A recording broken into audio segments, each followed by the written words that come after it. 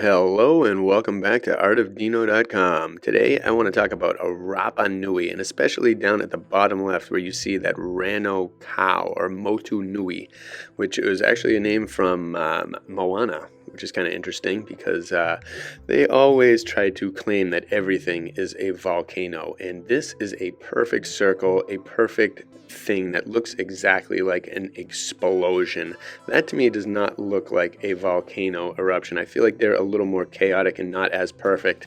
And this also sent me on a little tear.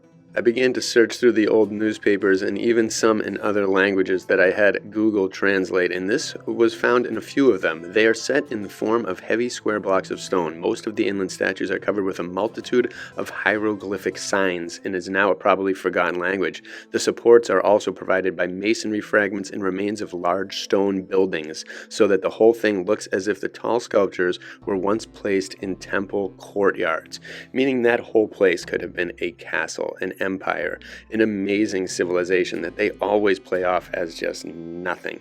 And just like, oh, volcanoes, oh, there's a bunch of primitives. The history of the place is nuts. Some guy claims to have found it on Easter.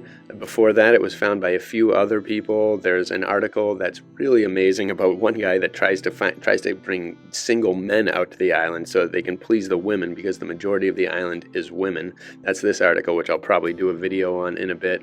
But there's so many different explorers, so many different interesting things that happen on this island, and nobody knows. Nobody has any clue about the origins of those stones. As much as they did back in the day and today, there's nothing. No one knows anything. A lot of them have been dug up, we've seen recently, and the bodies are huge. They are so massive.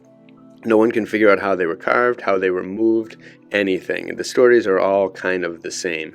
But I propose that there was something that people did know about here.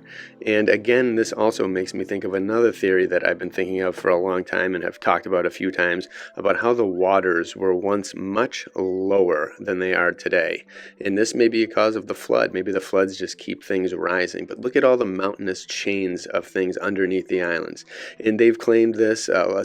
Some sources say this, but you can see it here, and I'm not sure how accurate this is, but in general you can see mountain ranges all over the place and different peaks, and this is supposedly the one that just stayed upwards. So again, it makes me believe that this place at one point had a lot less water. I've thought this a long time, as you see a lot of coastal places and different archipelagos that seem like they must have been way above water at one point, but not anymore. So that is definitely a theory that is found a lot throughout this, and that this made me think of. But look at this place, Rano, that is a perfect circle, and it is blown down into smithereens. There's water at the bottom. It's like a swampy kind of land, and it looks to me like 100% of an impact crater. Volcanoes seem to usually have mountains and pyramids, and I know there's some that are like this, but I think that's wrong. And every time you hear people talk about it, they're like, oh, it's a 2 million-year-old volcano. Anytime any scientist or historian mentions a million or hundreds of thousands, you know they are just pulling that number out of their rear ends with no scientific proof to back anything up. And they've known this for a long time. They continue these kind of things, and it steers people in the wrong direction completely. So what if this place was a civilization at one point that was really important? Maybe it was the vacation house of an emperor, the vacation island of the emperor of some particular civilization, and then somebody blew it up in a war. Some enemy of this person did it. Maybe it was connected to Antarctica rulers or places beyond the realm. These Easter Island statues aren't found really anywhere else, but a lot of the articles compare this place to Egypt in the fact that these things are so ancient, and a lot of stuff has been found that has been hidden from reality nowadays. So I think they should be digging these mounds up. Why not? There's nothing there. Who cares? Nowadays, the truth is more important than just whatever might be under those things. But dig this stuff up. See what happens. They could be underground shafts that lead to a tunnel system of an underground civilization. They could be all of these things. They could have been entrances to an underworld, and there could be people in those mountain ranges under the ocean.